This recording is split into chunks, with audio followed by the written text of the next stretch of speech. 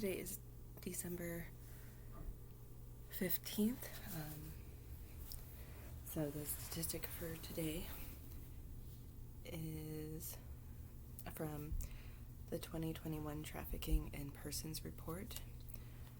The Philippine Department of Justice noted an increase of nearly 300% in referrals for potential online sex trafficking and OSEC, which is online sexual exploitation of children, cases from March to May 2020, the period during which the Philippines was under lockdown and quarantine measures.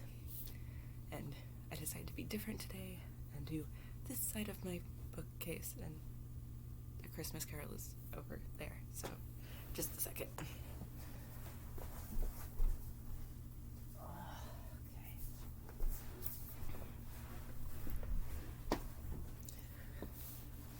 Okay.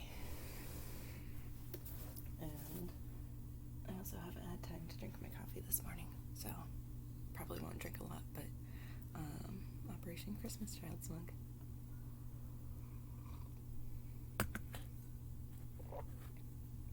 It's fine. Okay. So, A Christmas Carol, Chapter 3, or Stave 3. We just finished up with The Ghost of Christmas Past. The second of the three spirits, awakening in the middle of a prodigiously tough snore, and sitting up in bed to get his thoughts together, Scrooge had no occasion to be told that the bell was again upon the stroke of one. He felt that he was restored to consciousness in the right nick of time for the special purpose of holding a conference with the second messenger dispatched to him through Jacob Marley's intervention, but finding that he turned uncomfortably cold when he began to wonder which of his curtains this new specter would draw back, he put them each one aside with his own hands, and lying down again established a sharp look out all round the bed, for he wished to challenge the spirit on the moment of its appearance, and did not wish to be taken by surprise and made nervous. Gentlemen of the free and easy sort, who plume themselves on being acquainted with a move or two, and being usually equal, just making sure I wasn't skipping a part, and being usually equal to the time of day, express a wide range of their capacity for adventure by observing that they are good for anything from pitch and toss to manslaughter, between which opposite extremes, no doubt, there lies a tolerably wide and comprehensive range of subjects. Without venturing for Scrooge quite as heartily as this, I don't mind calling on you to believe that he was ready for a good broad field of strange appearances, and that nothing between a baby and a rhinoceros would have astonished him very much. Now, being prepared for almost anything, he was not by any means prepared for nothing, and consequently, when the bell struck one and no shape appeared, he was taken with a violent fit of trembling. 5 minutes, 10 minutes, a quarter of an hour went by, yet nothing came. All this time he lay upon his bed, the very core and center of a blaze of ruddy light, which streamed upon it when the clock proclaimed an hour, and which, being only light, was more alarming than a dozen ghosts, as he was powerless to make out what it meant or would be at, and was sometimes apprehensive that he might be at that very moment an interesting case of spontaneous combustion, without having the consolation of knowing it. At last, however, he began to think, as you or I would have thought at first, for it is always the person not in the predicament who knows what ought to have been done in it, and would unquestionably have done it too. At least, I say, he began to think that the source and secret of this ghostly light might be in the adjoining room, and whence, on further tracing it, it seemed to shine. This idea taking full possession of his mind, he got up softly and shuffled in his slippers to the door. The moment Scrooge's hand was on the lock, a strange voice called him by his name, and bade him enter. He obeyed. It was his own room, there was no doubt about that, but it had undergone a surprising transformation. The walls and ceilings were so hung with living green that it looked a perfect grove, from every part of which bright gleaming berries glistened. The crisp leaves of holly, mistletoe, and ivy reflected back the light, and as if so many little mirrors had been scattered there, and such a mighty blaze went roaring up the chimney as that dull petrification of a hearth had never known in Scrooge's time, or Marley's, or for many a winter season gone. Heaped up on the floor to form a kind of throne were turkeys, geese, game, poultry, brawn, great joints of meat, suckling pigs, long wreaths of sausages, mince pies, plum puddings, barrels of oysters, red-hot chestnuts, cherry-cheeked apples, juicy oranges, luscious pears, immense twelfth cakes, and seething bowls of punch that made the chamber dim with their delicious steam. In easy state upon this couch there sat a jolly giant, glorious to see, who bore a glowing torch in shape, not unlike Plenty's horn, and held it up, high up, to shed its light on Scrooge as he came peeping round the door.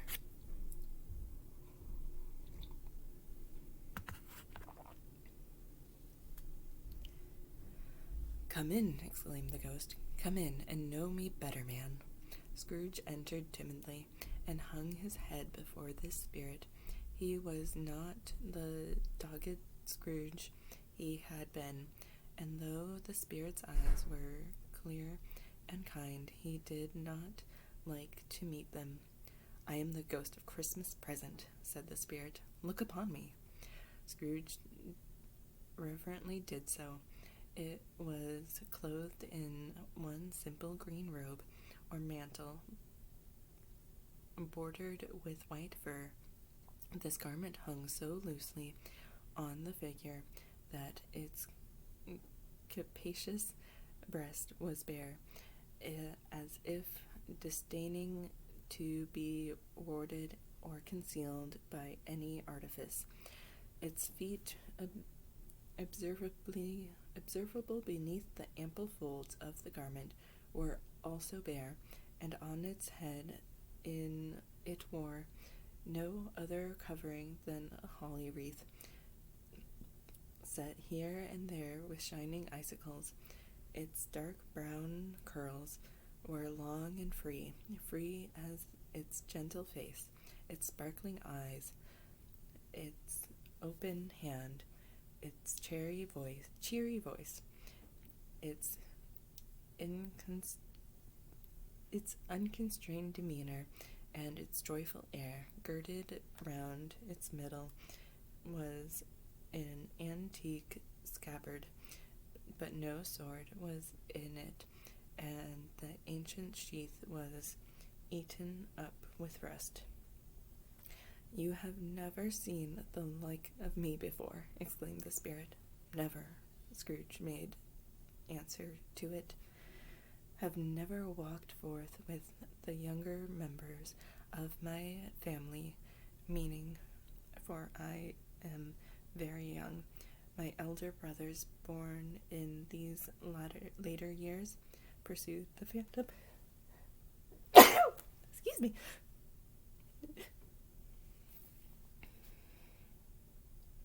"I do not think I have," said Scrooge. "I am afraid I have not. Have you had many brothers, Spirit?" "More than 800, said the ghost. "A tremendous family to provide for," muttered Scrooge. The ghost of Christmas present rose. "Spirit," said Scrooge submissively, "conduct me where you will. I went forth last night on compulsion and learnt a lesson which is working now. Tonight, if you have aught to teach me, let me profit by it."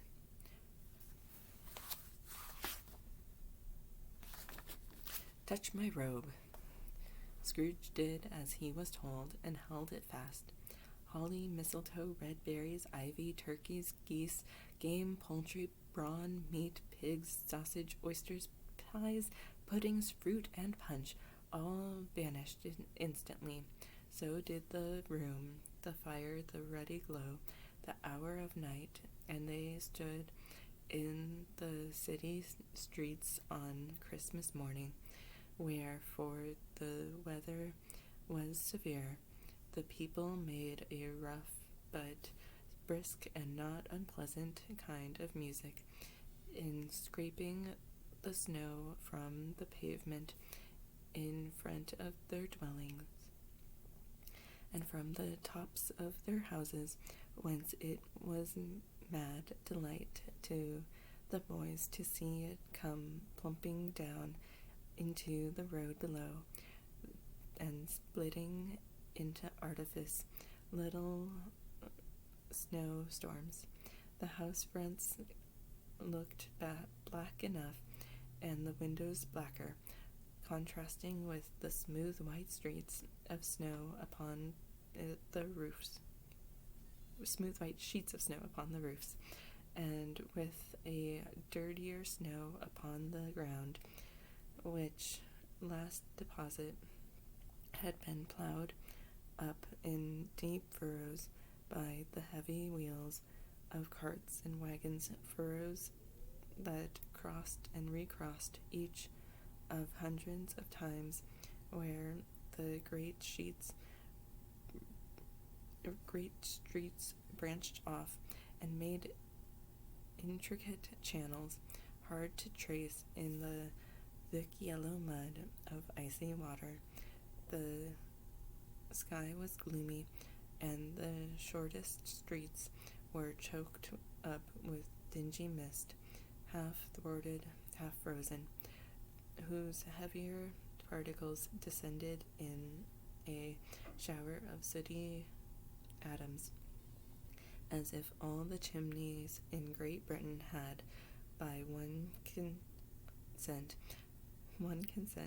caught fire and were blazing away to their heart's content. There was nothing very cheerful in the climate or the town, and yet was there an air of cheerfulness abroad that the clearest summer air and brightest summer sun might have endeavored to diffuse in vain. For the people who were shoveling away on the housetops were jovial and full of glee, calling out to one another from the parapets, and now and then exchanging a fastidious snowball. Better natured missile far than many a wordy jest, laughing heartily if it went right, and not less heartily if it went wrong. The poulterers' shops were still half open, and the fruiterers' were radiant with glory. There were great round pot-bellied baskets of chestnuts, shaped like the waistcoats of jolly old gentlemen, lolling in at the doors and tumbling out into the streets in their apologetic opulence. There were ruddy, brown-faced, broad-girthed Spanish onions, shining in the fatness of their own growth like Spanish friars, and winking from their shelves in wanton slyness at the girls as they went by, and glanced demurely as they hung up mistletoe. There were pears and apples clustered high in blooming pyramids. There were bunches of grapes made in the shopkeeper's benevolence to dangle from capacious hooks, that people's mouths might water gratis as they passed. There were piles of filberts, mossy and brown, recalling in their fragrance ancient walks among the woods, a pleasant shufflings ankle deep through withered leaves. There were Norfolk biffins, squat and swarthy, setting off the yellow of oranges and lemons, and in the great compactness of their juicy persons, urgently entreating and beseeching to be carried home by paper bags and eaten after dinner. And the very gold and silver fish set forth among these choice fruits in a bowl, though members of a dull and stagnant blooded race, appeared to know that there was something going on, and to a fish went gasping round and round their little world in slow and passionless excitement. The grocers, nearly closed, with perhaps 2 shutters down, or one, but through those gaps but such glimpses. It was not alone that the scales descending on the counters made a merry sound, or that the twine and roller parted company so briskly, or that the canisters were rattled up and down like jingling tricks, or even that the blended scents of tea and coffee were so grateful to the nose, or even that the raisins were so plentiful and rare, the almonds so extremely white, the sticks of cinnamon so long and straight, the other spices so delicious, the candied fruits so caked and spotted with molten sugar as to make the coldest lookers on feel faint with subsequently bilious. Nor was it that the figs were moist and plumpy, pulpy, or that the French plums blushed in modest tartness from their highly decorated boxes, or that everything was good to eat and in its Christmas dress.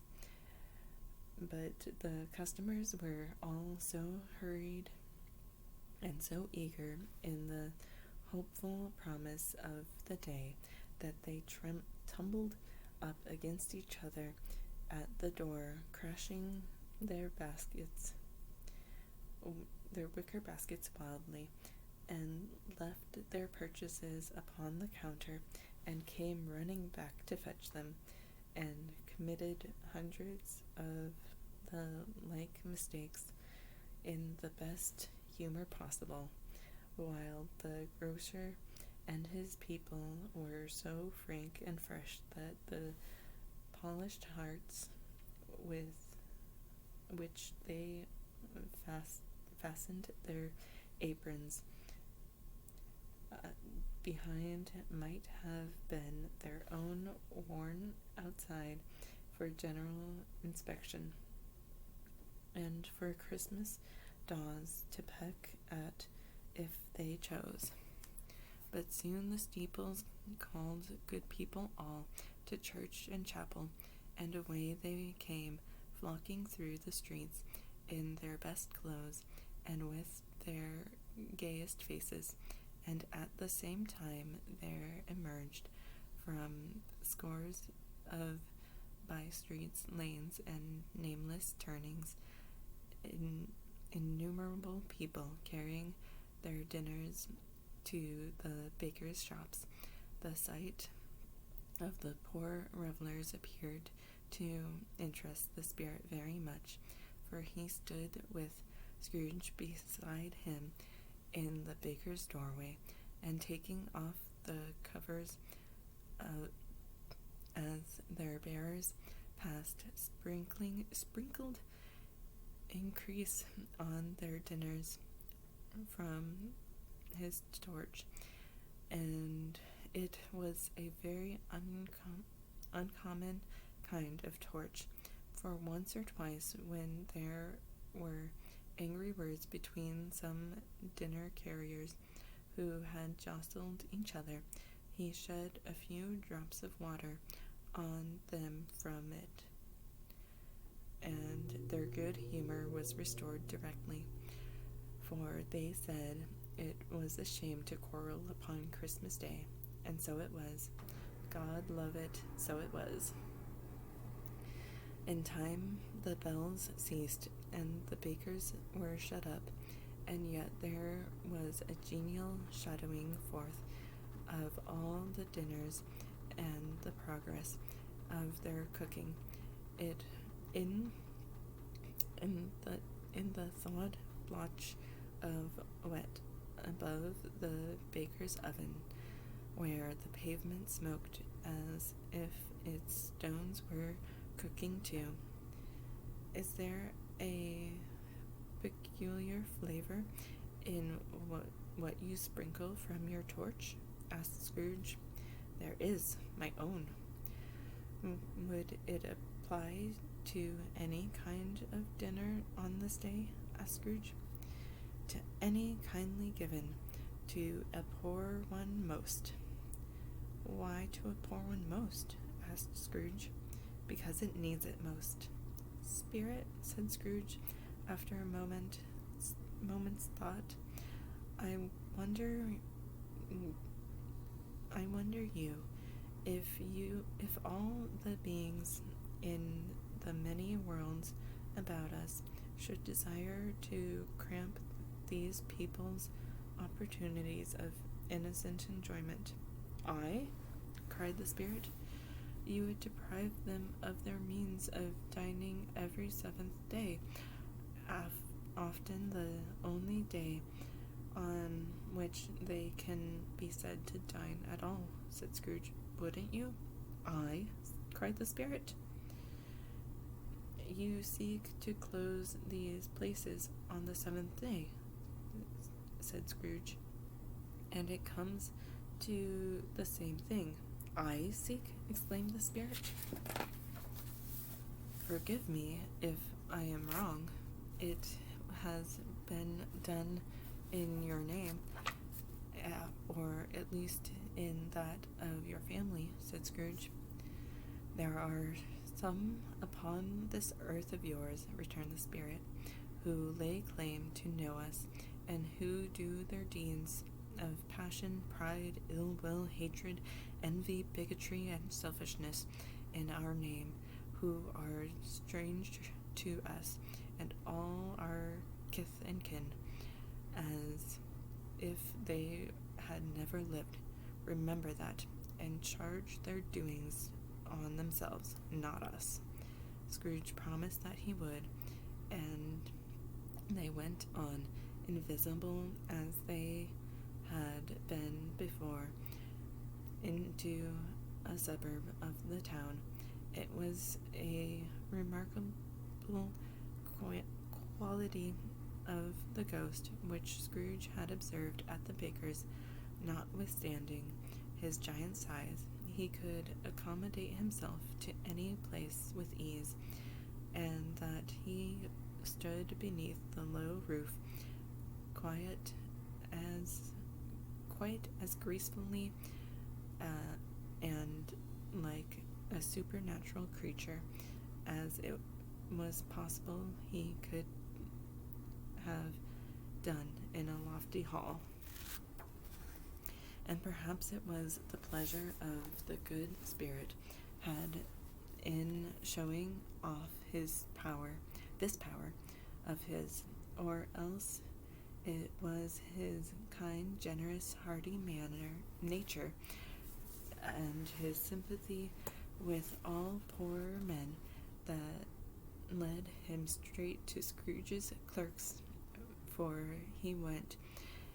there he went, and took Scrooge with him, holding his robe, and on the threshold of the door the spirit smiled, and stopped to bless Bob Cratchit's dwelling with a sprinkle of his torch.